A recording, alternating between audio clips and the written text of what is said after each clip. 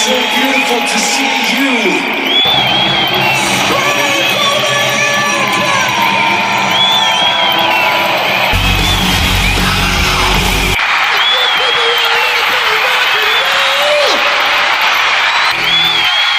I want you to want me. Hey out there, live music lovers. Welcome to episode number 11 of First Concert Memories, the monthly sidecast brought to you by your buddies at the Ugly American Werewolf in London Rock Podcast, where we bring on a guest to talk about a special night in their lives, where they saw a particular band live for the first time, and how it may have changed their lives, or given them the desire to go out and make music of their own, or got them hooked to the point where they never wanted to be without rock and roll ever again. A month ago, we had our buddy Nige Savage on the show, the man responsible for our intro and outro music on Ugly American Werewolf in London, telling us a story about seeing Metallica with Cliff Burton just a week before he died in Scandinavia, and with James Hetfield in a cast from a skateboard accident. It was a lot of fun. It's a great show, and I hope you all checked that one out. But today we've got something really special for you. If you're listening to this show, you're probably around our age, and you remember when Vixen were on the radio and certainly all over MTV. And now Vixen has a hotshot new young guitarist named Britt Lightning in their group, who is also the musical director of Rock Camp, where people from around the nation can sign up to go spend a few days with some of their heroes and make a band, make music with rock and roll legends. It's a lot of fun. And the woman in charge of all that now is Britt Lightning. And like I said, she is also the lead guitar player for Vixen. And I heard her telling a story about the first concert she ever went to on the Shout It Out Loudcast. I guess it was a festival or one big day at Foxboro where the Patriots play, and all sorts of craziness ensued. We're talking running from the cops, getting old tattooed guys to buy him beer, getting maced, crowd surfing, losing your friends, all sorts of craziness going on, and it just sounded like such a great story. I had to get her on the show here. So Britt's going to join us to talk about that fateful day in the late 90s, seeing STP play, among others, on a hot, mace-filled day in Foxboro. First, we do have a little bit of business to take care of. As always, we like to mention we are proud members of the Pantheon Podcast Network, a family of about 100 different shows. There really is something in there for everyone, and there is a Rock Camp show hosted by Britt that you can tune into. You can learn more at pantheonpodcast.com or follow at PantheonPods. And we got to give a shout out to our amazing sponsor, rarevinyl.com. Though they're based in the UK, folks, they ship all around the world. They have over 250,000 items in stock. They take great care to procure all this stuff and get it to you in great shape. And if you use code UGLY, you can save yourself 10% off one entire order. Not just one item, but one entire order. So whether you're looking for that rare Japanese disc, or a first edition printing of one of your very favorite albums, or a hard to find single, whatever it may be, go to rarevinyl.com. Find something that you love, use code UGLY, and you can save yourself 10% off your entire order. Now back to Britt.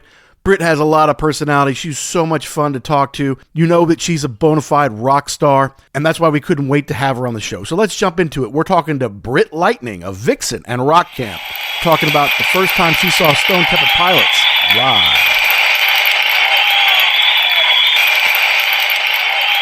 Hey, there's the rock star. Hi, how are you? Great, Britt. How are you today? Good. Here, let me change my name from Rock and Roll Fantasy Camp. Let's see. Well, that's okay. You know, it's. I work Zoom.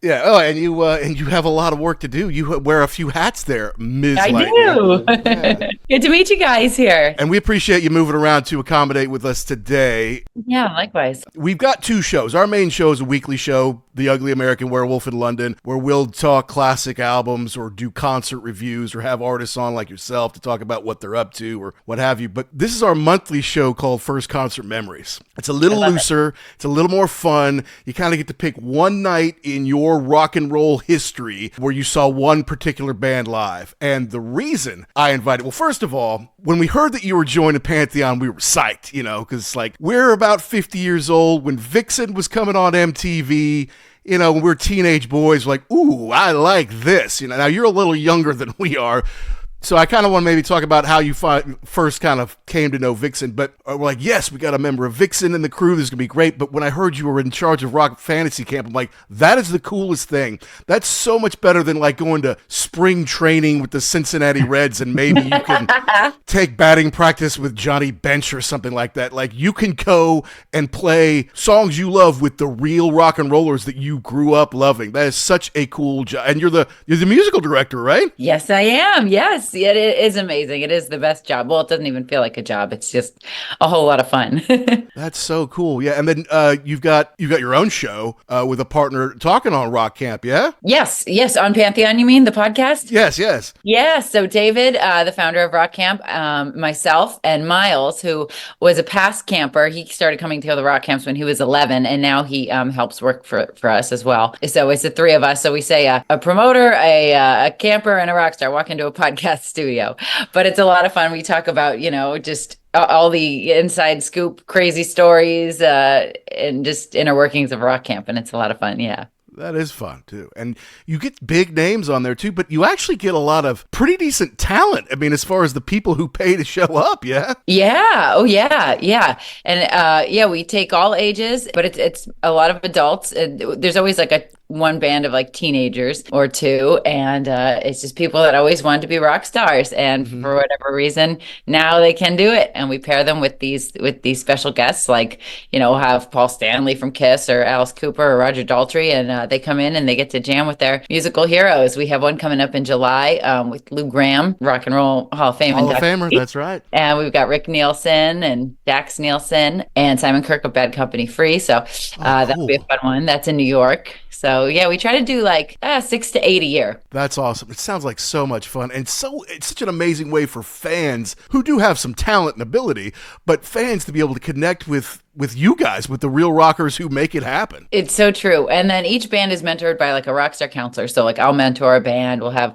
Joel Hoekstra from Whitesnake and Trans-Siberian, or Vinny Appice from Black Sabbath. And that ends up being the best part. People say, we sign up for, the Roger Daltrys, but we end up coming back because of the experience with the counselors, who you become like, it's all one big family. Everybody becomes like a family at Rock Camp. And a lot of times the bands that I put together stay together after camp as well, even if they live in all various parts of the country or outside of the country. Super cool. Yeah. So just out of curiosity, if I show up there with the best of intentions, but not maybe the best of talent or ability, how does that work? Like, is there do you have to demo anything, or do you just say, oh, maybe you could just watch and cheer these people? Well, I interview every single person over Zoom like this before they come to camp, and I just get a vibe for so they either play for me or send a video, and we talk about their experience and what they hope to get out of camp, and I get a vibe for their personality too, because as we know, like bands, it's a lot about personality, and you got to get along. Even though it's a 4-day thing, it's like being in a real band, and there's clashes and all sorts of stuff that happens. Sure. It's really like a reality show. So anyways, I speak to everybody so I can really find the right fit for them and put them in the best band. That's excellent. Yeah, that's killer. And I'll never be good enough for you, but I've got a 9-year-old little rocker in the making. And when I showed her your video, I said, now look, Ruby, here's a woman I'm going to speak to on my show, and she can shred, she can play. Watch this. She's like, wow, she's really good. She's better than me. I'm like, well, yeah, honey, she's a little older, and her hands are bigger than yours. You're going to get there one day, I promise. I was showing her the Red video. She's like, wow, that's really cool. I'm like, I know it is. It's a great song. That's awesome. I love that. Hi, I'm Deborah Bonham. And I am the Irish werewolf in England, Peter Bullock. And you're listening to the Ugly American Werewolf in London. All right, so our theme here is basically, let's find one night in your rock and roll, your personal history of rock and roll, that you saw one band, and maybe it was the time that you saw Kiss, and you're like, okay, that's it, I want to be Ace Frehley, or it's, whatever it is. You saw a band, I don't know if I know these guys or not, and you go and see them like, oh my God, now I'm the biggest fan ever. But I got to admit to you that I heard you on our buddy's show, the Shout It Out Loud cast, telling a little bit of the story of this night. I'm like, I've got to get her to come on to tell the rest of this story, because it was hilarious. You had me cracking up when I'm trying to walk the dog around the neighborhood while I'm listening to Shout It Out Loud, because I'm like, she's awesome. We've got to get her on the show to tell this story. So I appreciate you coming on. Oh my God, happy to be here. Yes. Yeah, you bet. No, you're welcome. And so look, we've got a loose, it's 20 questions, but some of it's just like that 6th grade, who, what, where, when, why kind of civics report. We kind of keep it loose, and then depending on how you answer certain of the questions, that will take us down the rabbit holes that might make it a little bit more fun for everybody, right? Got it. Love it. So let's start with like the very basics, and you've kind of shared this with us, but we're talking the first 5 are date of the show, venue, city, the artist and band you went to see, and then the tour if you've got that. And you've shared that with us in that you went to see, it was Stone Temple Pilots, but wasn't it a festival? Yes, it was the WBCN River Rave. WBCN was the rock station in Boston, one of the rock stations in Boston. And it was at Foxboro Stadium. And the old one. Yeah. Mm-hmm. Right. Yeah. Right. Mm-hmm. And it was a big festival. So really my first concert was supposed to be Bush and No Doubt. And my parents said, I told them I wanted to go, and they were like, oh, cool. Who's chaperoning? And I said, nobody. We're getting a ride and we're going. Well, that was the wrong answer. And I learned, and they were just like, oh, cool. Well, you're not going then. And I was like, wait, what? And I was like, but I'm like an adult, I was like 15, and they were like, no, you're not going. So I was like, oh man. So then I learned it's much better to beg for forgiveness than to ask for permission. So there you go. So this next concert comes around and I'm like, well, I'm not going to make that mistake again. So I said I was sleeping over my friend Megan's house and just went to this concert, and it was May 27th, 2000. And yeah, the lineup, it had the 2 ones I really wanted to see. Well, Stone Temple Pilots, I was obsessed with them. That was the main incentive. But Godsmack was there. It was like Power Man 5000, Static X, Filter, Everclear, Cypress Hill, bands like that. Gotcha. So, but what was it about STP that you were so enthralled with them? Oh, just that record Core and Purple, just like they were just badass. It wasn't, I don't know. It's hard to classify them. Like I know they don't like being called grunge, because they're not grunge. Because they're not, yeah. But they were like, at the time, it felt like cool modern rock. I mean, really interesting chords. Dean DeLeo, has a lot of, there's some like Zeppelin influence there. It's just very interesting. The writing, Dean and Robert are just amazing. And then of course you have Scott Weiland, who's like the most charismatic frontman of my era, you know what I mean? Right. Like kind of reminiscent of Axl Rose, but modern and edgy and weird and unpredictable. And so it was just, I think STP was like rockin' and dangerous and also just really interesting. Yeah.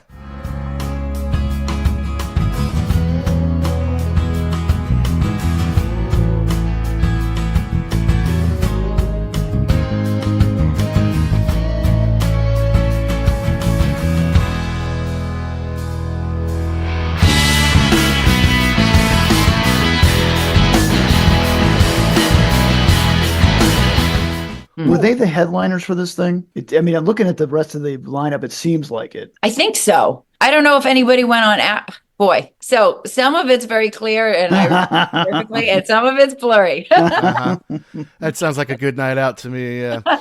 Was it like more than one stage? No, it was just the one main stage at the end of the stadium. So they just kept having people, because there's a lot of bands on this deal. So this was an all-day thing. Okay. Unless there was some smaller stage outside the main venue. Well, tell your parents that I respect their decision, and that yes, you wouldn't want 15-year-old Britt running around without chaperone. But we did this show. The one actually from earlier this month, we had a woman on called Amanda Lehman. I don't know if you're familiar with Amanda's work, but she's kind of a prog guitar player and a singer. She plays with Steve Hackett and his band when they're in England. She's really awesome. She's a good friend of the show. And her story was about going to see Richie Blackmore in Rainbow, like in what was it, Jackson? It was right after Ronnie had left the band, right? So yeah, early 80s. And she's like, yeah, and I got the tickets and I got on the train and I went down to Brighton with a couple of my girlfriends when I was 12. I'm like, when you were 12? She's like, yeah, England, it was pretty safe. And I just kind of told my parents, yeah, I'm doing this and I'm bringing my friends and we're doing this. And I couldn't fathom it. I'm like, in America, you can't send a 12-year-old. You can't really send a 15-year-old girl out, anywhere. Like, yeah, no, I just did it myself. That's a big cultural difference because your parents did the right thing, obviously, but it's a little different than, I guess, in the smaller parts of England. Yeah. Wow, that's crazy. Yep. I wouldn't have been able to get away with that one. Yeah. All right, so the venue, it's the old Foxboroughs before they built Gillette, after Tom Brady had a lot of success. So it's an old football stadium. I mean, wasn't it kind of run down a little bit, shall we say? It wasn't like the big, nice spaceships that they make these days. No, it wasn't. But I mean, for me, that was my first time in that stadium, so I didn't know any better. Different, and I right? definitely didn't care. I was just like, I'm here. I want this live music. And yeah, so I went down with a bunch of my friends. We got dropped off there and we had the worst seats. They were, big stadium. So like the nosebleeds in the back on the bleachers up there. But it was the best, it's once you know better, then those seats suck. But if you don't know any, it's like the best seat in the house. That's right. I'm happy to be here. I can see all this stuff. Yeah. Are you just with girls? Are you the girls and the boys? Just a big crew who all went? Just friends from high school? Yeah, friends from high school. I think it was Joey and JJ, and I think Pete and yeah, I think there was one of my girlfriends and like three guys. Yeah. So because, were you pretty heavy into rock and roll back then? I had just really started getting into it. Yeah. Okay. Well, my little clique in high school was the rockers. So all my friends were just the rockers. So we had a couple girls that were into rock and then these guys. And so we all played instruments. We all jammed and stuff. So That's cool. That was our little group. I went to a private Catholic school and you had to wear uniforms. So we were the ones that wore like the studded belts over the plaid skirts and the knee highs that were like cheetah print and fishnets, and we'd get in trouble all the time. Sounds like fun. All right.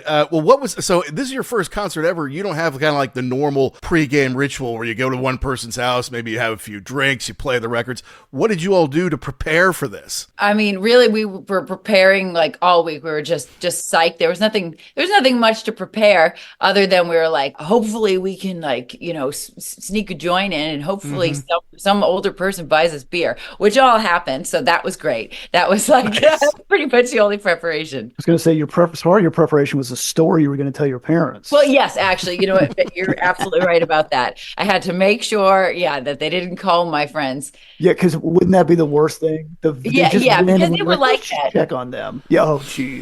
My parents were very overprotective and always they knew my tricks anyhow. So surprisingly, I got away with it. And then I had to tell my friends' parents who dropped us off, like, hey, by the way, don't tell my parents. Like, if they ask, if they call. Yeah, if they call, yeah. Oh, that's great.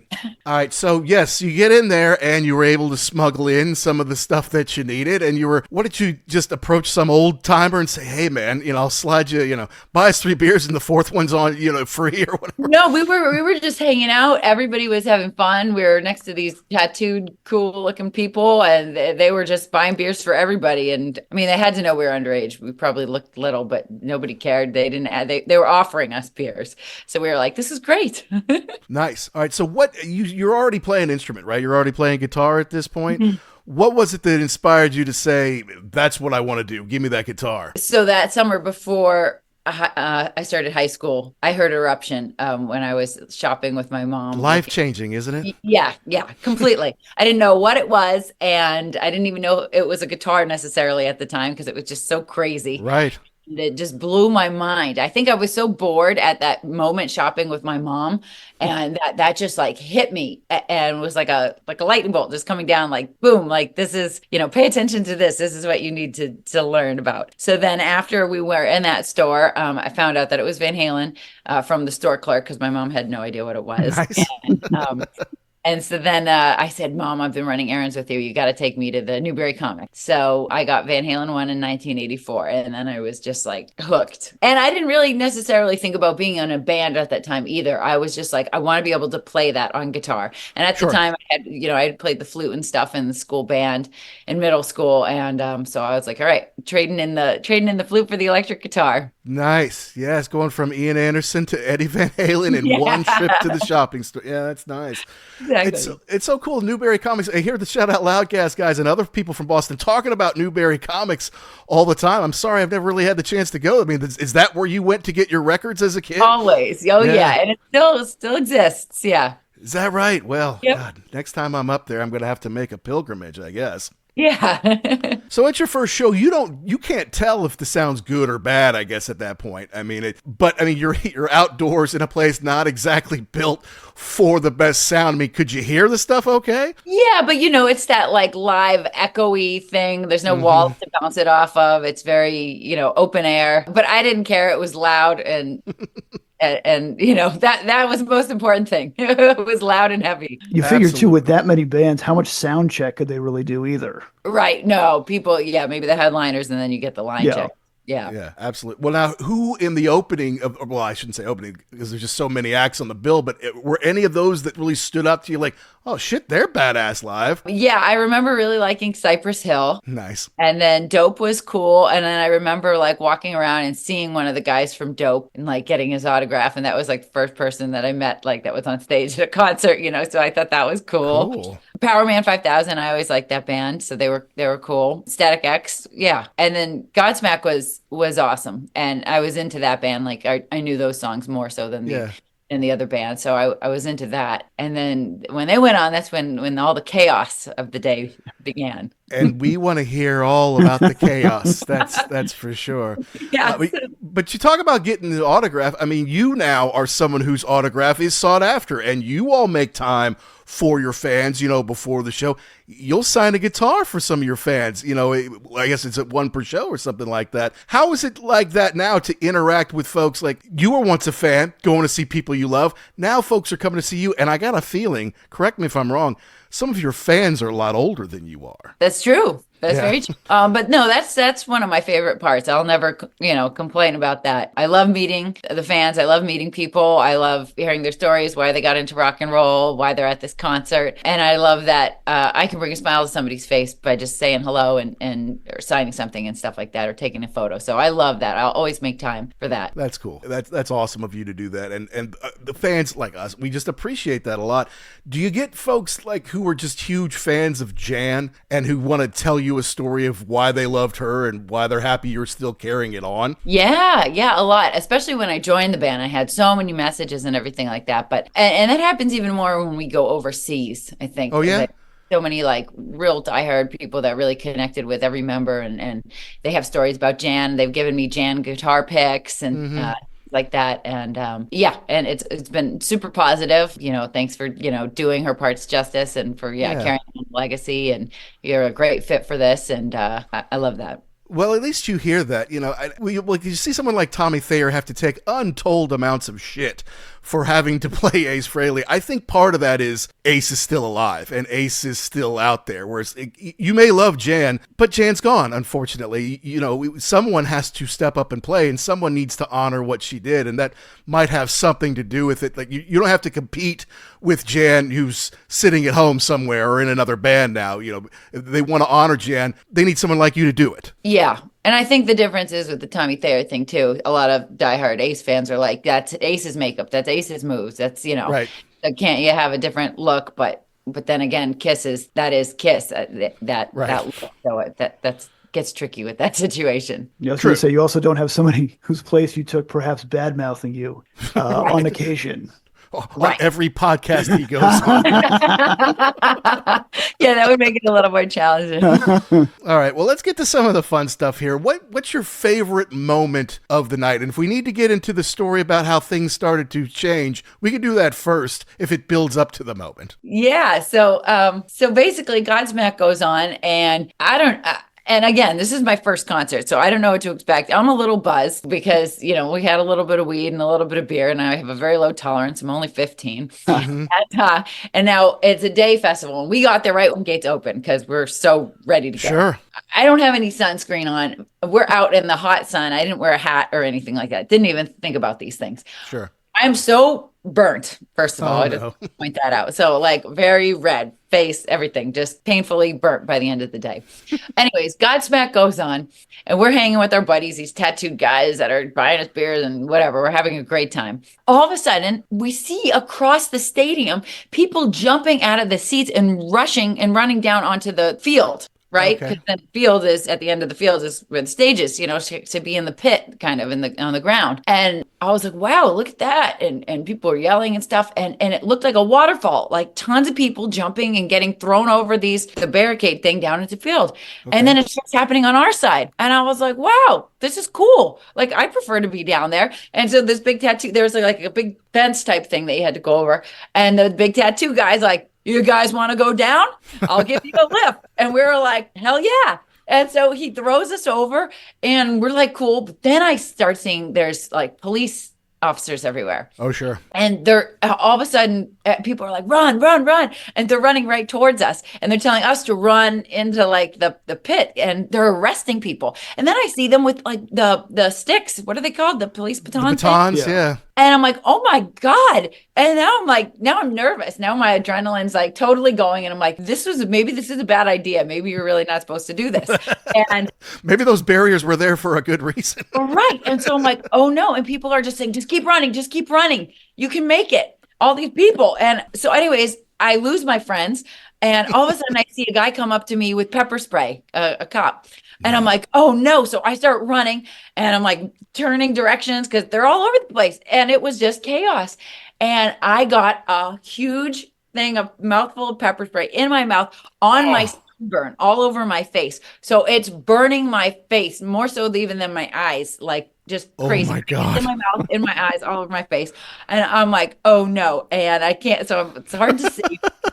But I know I can tell from the sound and everything which way the stage is. So I just keep running that way. You can't see. Yeah. I'm running through people, just like barreling through them. Hopefully I didn't hurt anybody. And I just run into the center of the pit as far as I can. And then I just like crouch down into a little ball because I was just in so much pain. And, God and I was in like a safe place deep enough where the cops weren't going into that part of the crowd. And then somebody gave me water to pour all over my face and stuff. Finally, I could kind of see, and I was like looking around. And I was like, well, all my friends are gone. I don't have a cell phone at this time. Right. And so I'm just like, uh-oh, but Godsmack's on. And so then I'm like, yeah. So I forget about all that. And I'm like, yeah, I'm in the pit. I'm like in it. I'm so close to the stage. This is amazing. Everybody's jumping. And so that was my first time in a mosh pit, which is just like, the energy and everything is just unbelievable. Connect to the music right underneath the band. I crowd surf for the first time. I'm just like, let's do all. Yeah. And it was amazing. And so that's how the chaos began.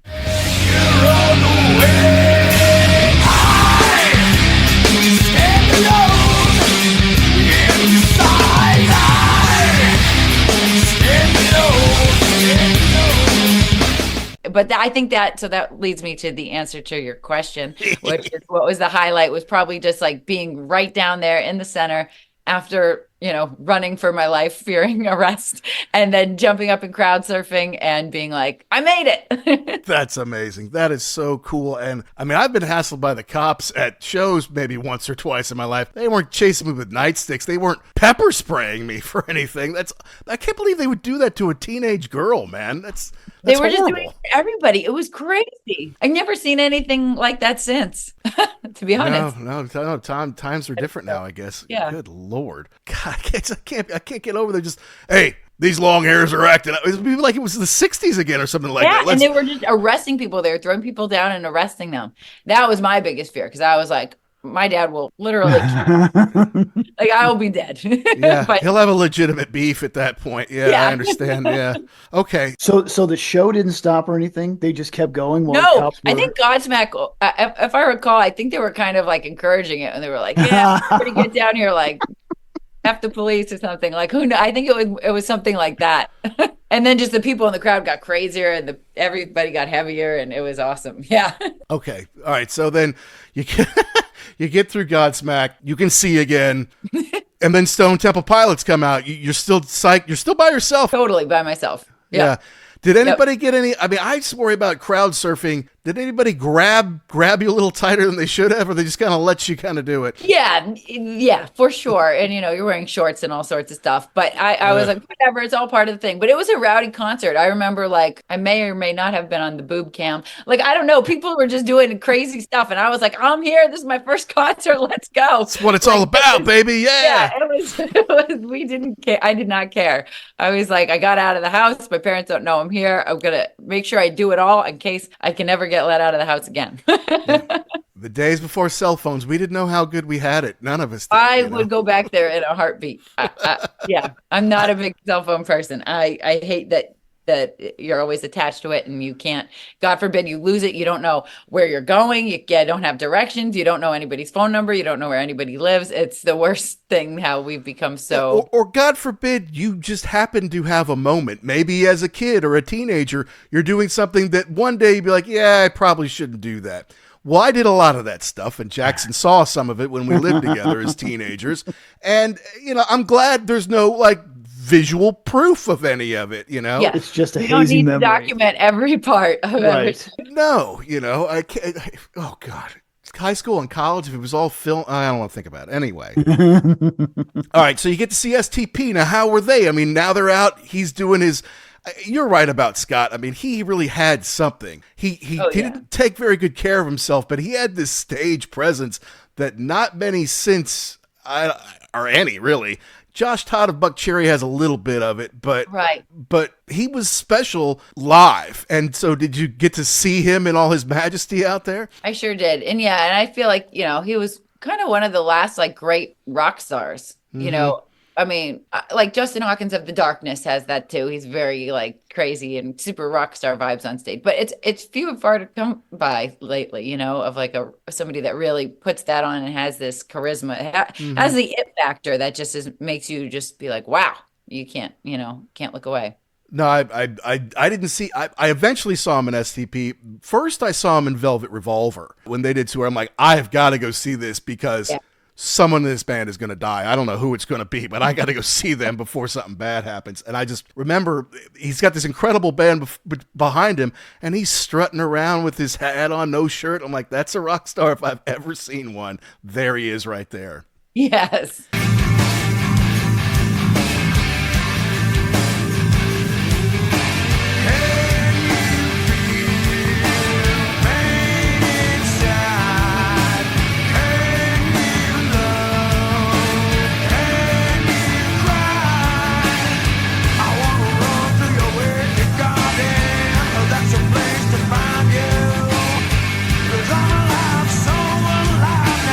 Now, kind of off topic a little bit, I have said on this show, and I say it to Jackson, we do this show to kind of keep rock alive, to keep people aware that rock music's still being made. There's still great bands out there. Yes, we have some classic folks on too, but we have newer, younger folks on, like our buddy from Rival Sons, Jackson, Scott Holiday. Mm-hmm. And I think if we're going to keep rock alive or get it back up to where it's supposed to be, that women and female acts are going to have a lot to do with it. And I see, like, you're out there doing it. You see a band like The Warning out there doing it, or Plush is out there killing it.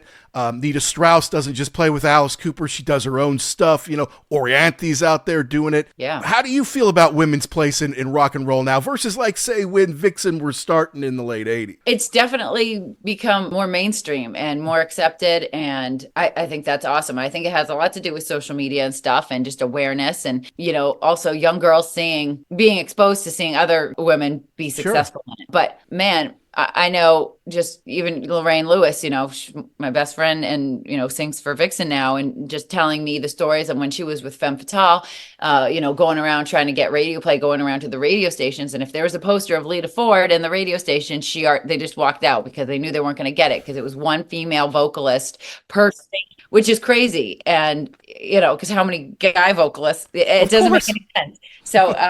So we've come a long way from that, which is great. And I think more and more, as time goes on, I get less people asking me like, do you actually play that or are you carrying it for? Oh, come on. Like, but no, but that used to happen a lot when I was starting out, like a whole lot. But so there's there's less of that, I think, as time goes on, which is great. That is good to hear. And I hear stories about Vixen when they're first coming up, how hard it was for them. It's like, oh, they're too good looking to be able to play. I'm like, what does that even mean? You know, aren't the guys in isn't Bon Jovi good looking? You know, aren't the guys in Led Zeppelin good looking? They play awfully well, you know.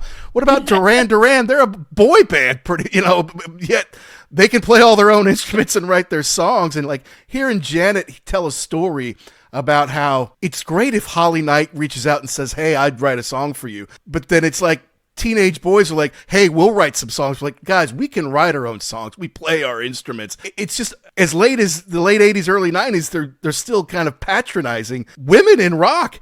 And I'm like, what's the story? Right. Yeah. I don't know. I think it kind of started off as a boys club. And I think they probably, wanted to keep it that way because, girls will take over because, we are better looking. And if we can do it just as good as you, then you guys are screwed. That's right. Well, I will tell you, I was lucky enough to see Joan Jett play on the stadium tour with Def Leppard and Motley Crue. And she was on fairly early in the day. And there were people there, to see different bands. But when she got on, she took control of the whole place.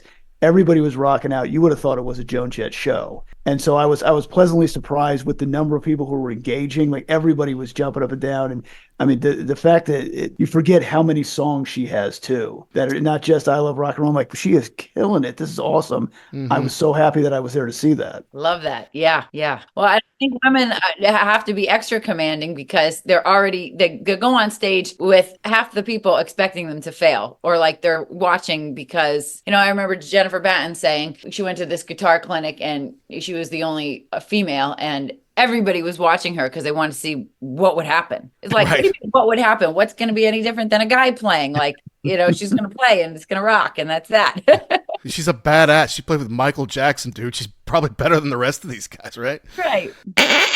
Hi, my name is Renee Richardson from the Metallica Report, and you're listening to the Ugly American Werewolf in London.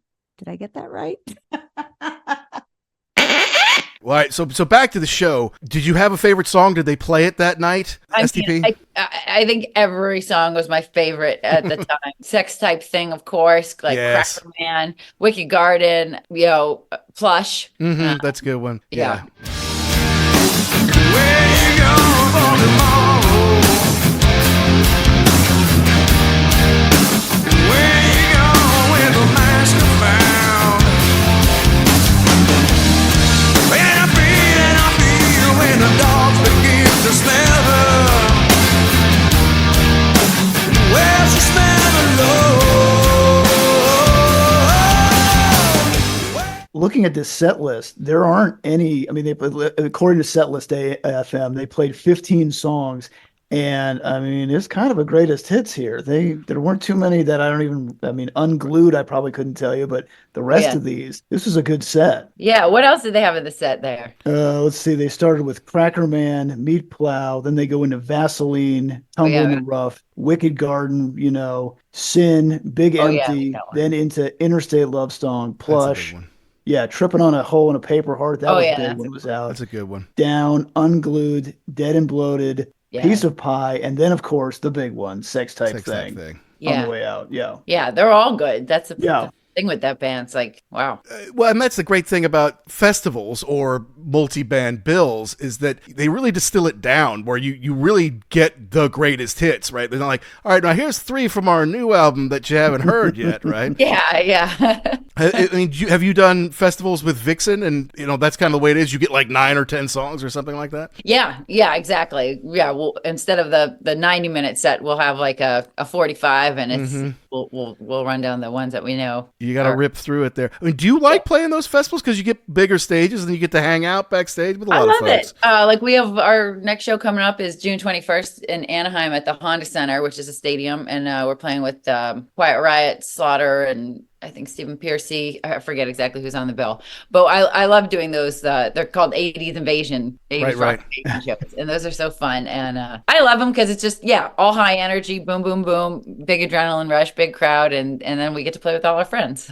That's awesome. Well, did you have a disappointment? And I mean, other than getting pepper sprayed in the face, that's got to be a disappointment. But as far as the show goes, Was there any kind of disappointment for you? No, none at all. And the police and the chaos wasn't a disappointment. It just added to the excitement. To the flavor? I think the worst part was I never found my friends until the very end. I saw one of my friends out front. He was waiting out front. Thank God. I just was waiting and waiting. But the whole concert, never found them. But I made other friends, which was another thing that really got me hooked on concerts and live music, and was just the sense of like family, when you're at a concert. Right. Everybody's there for the same reason. We all love the same stuff and we're here to rock. And so I became friends with all the people around me. And so I made new friends. That was awesome. But yeah, so the two of us made our way home and we didn't know what happened to everybody else.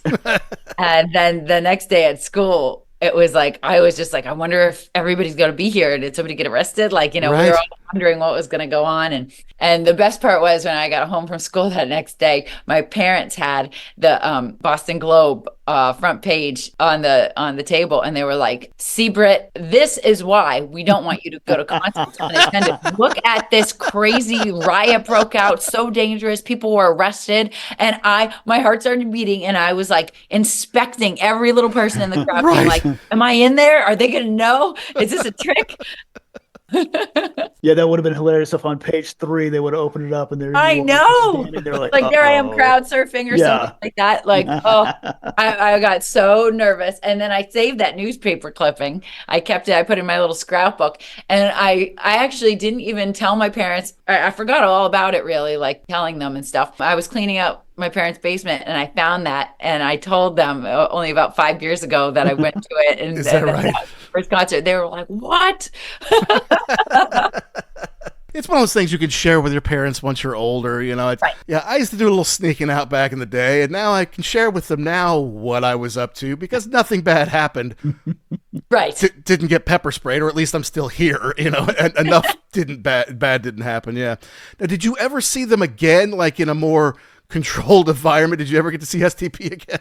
Yeah. I went to a lot of their shows. That was the one band that I really just would, anytime they came to the area, I would never miss after that. Yeah. A lot of indoor arenas. I remember seeing them at the Worcester Centrum and a couple other spots like that. But nothing beat that first show because you can't top it when it's your first. And no, and you don't know what to expect, and you've got all this energy and excitement, and then you're running around dodging police and so after that every concert seemed boring. I was like, all right, well, if there's no cops, if there's no risk of arrest, what's the point? I mean, it's just Now, have you guys done you've done some of the cruises, haven't you? Yeah. We usually do the Monsters of Rock cruise. We've done that quite a few years. We did the last Kiss cruise that just happened last year, the 80s cruise.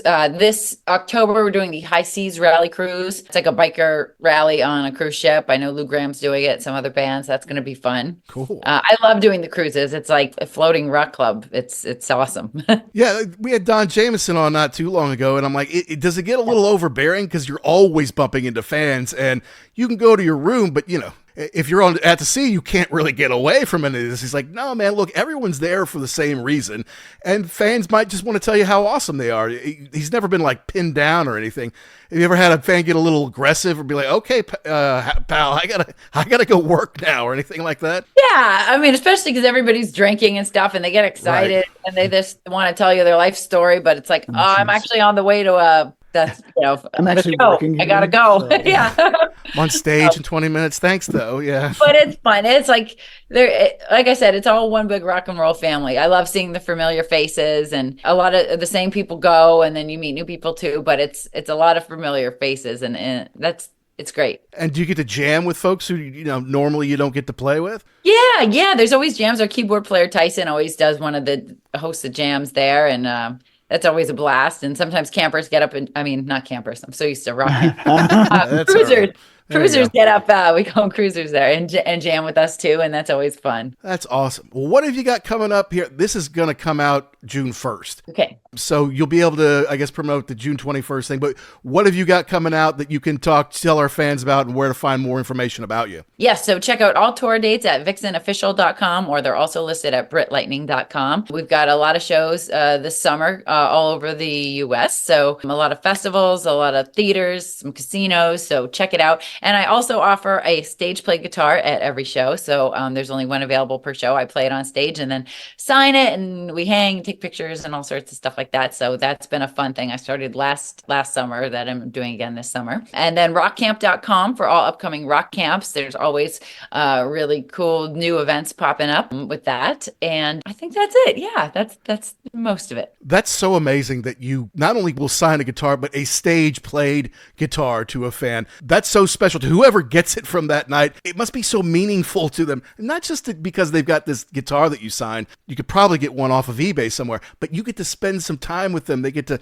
ask you some questions or tell you why your playing means something to them. That's really neat, Britt. Yeah, it's a lot of fun. I love doing that. I love meeting people and hanging out, and yeah, it's a great time. That's amazing, Britt. You are awesome. You are super cool. Great story about your first show, and thank you so much for the time. It means a lot to us. Thank you. I had a blast. Thanks. And cool concept that you guys have. I like it. Thanks. We've actually gotten a lot of great feedback on it, to be honest with you. And the thing is, it could be, fans can do it. Podcasters, authors, writers, journalists, rock stars like yourselves, so it's been a lot of fun to do. So. And where are you guys located? Well, so I was in London and then I moved to Amsterdam. You're in Amsterdam now? No, I'm actually in Louisville, Kentucky right now, of all places. Okay. Yeah. We have a show coming up in Louisville if you're still there. I think it's I don't know how long you'll be there for. No, I'm living here now, so. Oh, okay, hold on. Oh, it'd be great to see you there. Uncasville, Toledo, Michigan, Fort Wayne. Here you go, Louisville, August 3rd.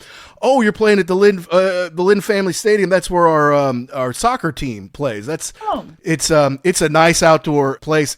August 3rd. You may want to wear a skirt that day, sister. It is going to be hot. I don't know about the leather pants on that day, but yeah. But that's cool. So that's who you're talking with. Okay. Well, anyways, email me as it gets closer. I'll make sure you're on the guest list and taken care of, and it'll be fun if you're around. Oh, that'd be amazing. Well, see, now Gary lives in South Georgia, like on the Florida border. Now he's gonna be like, so I'm going to come up and crash with you August 2nd through the 4th, right?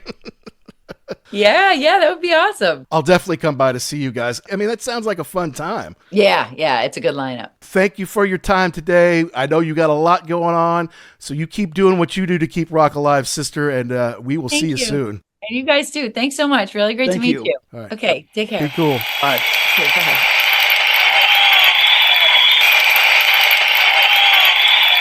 What fun it was to have Britt Lightning of Vixen and Rock Camp here on the show, talking about the first time she saw Stone Temple Pilots, really the first time she'd seen any concert on a fateful day with mace and sunburn and crowd surfing and all sorts of fun stuff. Not your typical teenager's first concert. And that is why we wanted to have Britt on here to talk about that day. She's a hell of a guitar player, and she tells a hell of a story. And that was one for the books there, folks. We're really glad that Britt is part of the Pantheon podcast family and that she took a little time to come on here and talk to us a little bit. And I'm very hopeful to be able to see them in concert here this August. Breaking news, we just hear that Lorraine Lewis, the lead singer, formerly of Femme Fatale, has left the band. So I don't know who they're going to get in to replace her or when we'll have an announcement on that. So you'll have to check vixenofficial.com to learn about any updates there. Nevertheless, great story from Britt, and we're so psyched to have her on the show. And we want to know, was your first concert anything like Britt's? Who was the first band you saw live? Which band, after seeing them live, really changed your life? You let us know. Our email is uglyamericanwerewolf@gmail.com. You can let us know the bands and the concerts and all the rock properties you'd like to hear us talk about on First Concert Memories or on the Ugly American Werewolf in London. You can follow us on X or Instagram or Facebook or Threads. Make sure you download and subscribe wherever you get your podcast. And if you think about it, folks, hey, please give us a positive 5-star review. It just helps us grow the show. It helps us get more killer guests like Britt Lightning on the show. And if you send it to us, we might just read it here on the show. Thanks as always to Pantheon Podcast for making us part of the family. And thanks to our sponsor, rarevinyl.com, where you can use the code UGLY to save 10% on one entire order at rarevinyl.com. That's it for now, folks. It'll be about a month until our next First Concert Memories, but download and subscribe wherever you get your podcast to make sure you don't miss an episode of the Ugly American Werewolf in London. And keep supporting live music. It's the best way to keep rock alive.